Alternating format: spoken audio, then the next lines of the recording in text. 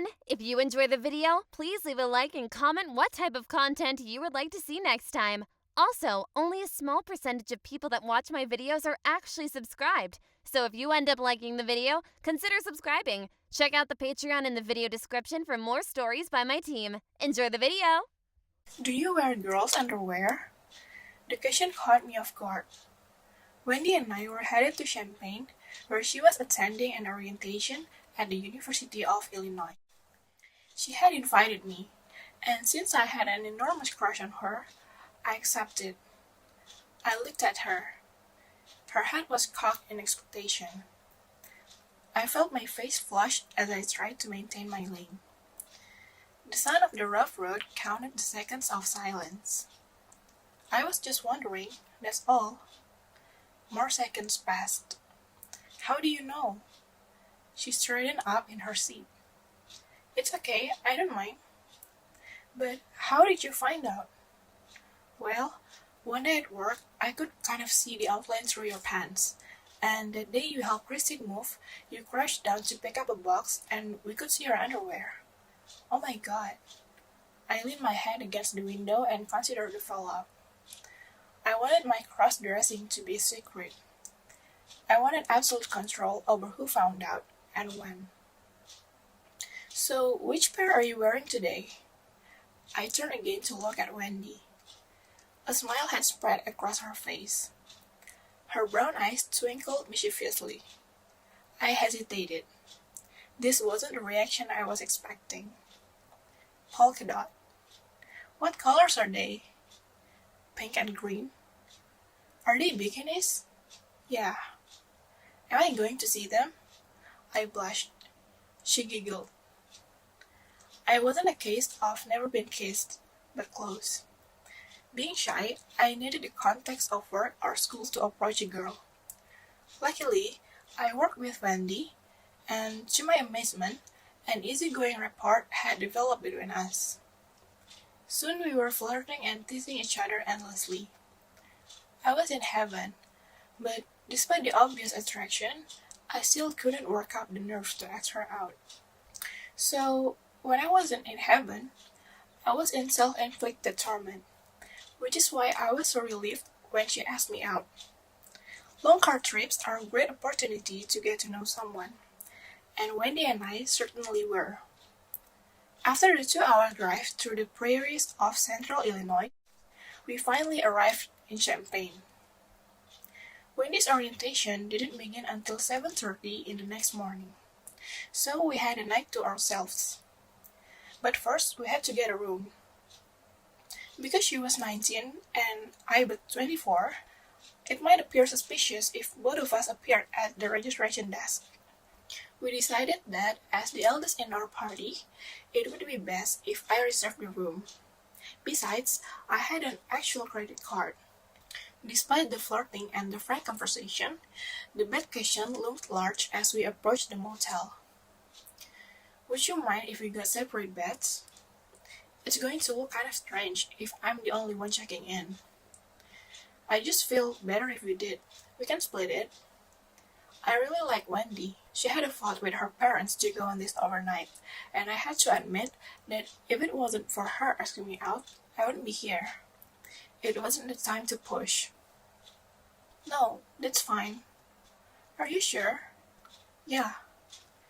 The room was standard issue motel, with low maintenance carpeting and synthetic bedspreads. Champaign in July isn't exactly a tourist mecca, so it was a bit stuffy. I lay across one of the beds and stretched. I was starving. Dinner was at a fast food joint.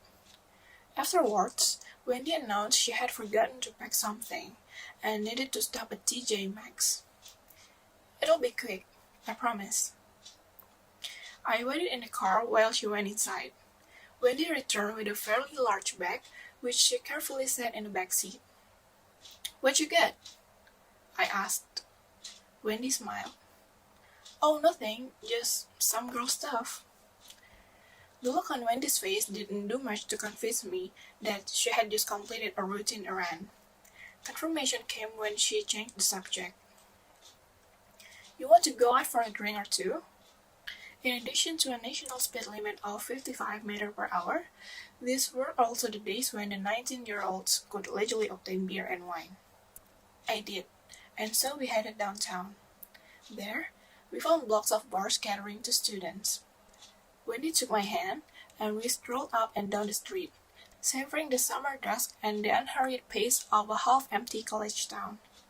Music drifted out of the bars, and we paused outside each one to ascertain the likely clientele. The Oak Ridge Boys and Diana Ross were cues to move on, as was Van Halen. Eventually, we heard Muddy Waters.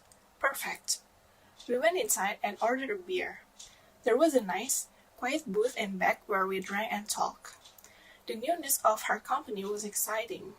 Conversation flowed effortlessly. I wanted to freeze the moment and keep it forever. When we left, the street was quiet, illuminated only by the soft glow of colorful neon. We took our time walking back to the car. "How do you feel?" asked Wendy. I looked at her. Her dark brown hair cascaded like water over her creamy skin of her shoulders, which were exposed by an airy sundress that hinted at supple, little form beneath. Her eyes searched my face for an answer. "Never better," I said. After returning to the motel, Wendy took a change of clothes and disappeared into the bathroom. I sat on the bed and puzzled out how best to kiss her. If I didn't, I was going to spontaneously combust.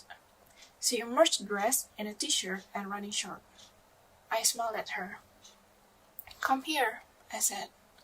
Halfway across the room, she stopped and removed her shorts.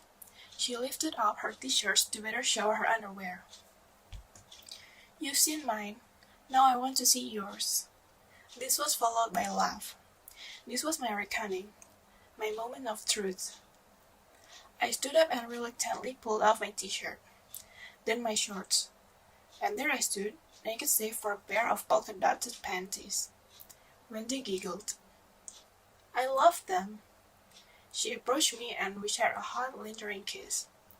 It was like putting a match to a gasoline. We fell into a passionate exchange of kisses and caresses. After kissing, we laid in a bed for a bit. When I began to feel a chill and reached for the covers, Wendy asked if I was cold. "A little," I said. "Don't you have anything to wear?" "No, I don't wear pajamas," I said. "Maybe I can help," she said, and retrieved the bag from her shopping trip. "Here, this is for you." She sat on the edge of the bed and waited for me to open it. Inside was something I didn't quite recognize. It felt structured, yet soft. As I opened the bag and removed the contents, I realized it was a corset. Also inside were panties and stockings. I blushed furiously. Wendy crawled up on the bed and knelt next to me. "Do you like it?" Any resolve I had about downplaying my cross-dressing dissolved in the face of Wendy's present. It was beautiful, and I am only a little ashamed to admit I couldn't wait to try it on. "You got this at TJ Maxx?" "Yeah, pretty sexy, huh?" "I love it. Thank you." Wendy's face glowed as she leaned in for a kiss. "Try it on, I help you." I had never worn a corset before. It was a little snug, but Wendy was able to fasten it and help me with the stockings and garters. "Woohoo! Hey there, hot stuff." Wendy held out her hand. I approached, trying to process a combination of feelings unknown to me. It was embracement mixed with lust. "You are so cute. I'm so glad you came with me." I looked down. "I'm so glad you asked." Well, I figured one of us had to. The frustration of my inability to ask her out welled up in my throat. "Wendy," she wrapped her arms around me. "It's okay, it doesn't matter. We're here, right?" We lapsed into more smoldering kisses. Afterwards, we fell asleep, deeply content. The next morning, her orientation went off as scheduled. and Wendy and I enjoyed a leisurely trip back to Chicago. The flat, featureless land sat underneath a brilliant blue sky. It looked far more beautiful than it had on the trip down, which was probably because I was falling in love. Hey guys, I hope you enjoyed the story. Don't forget to leave a like and subscribe.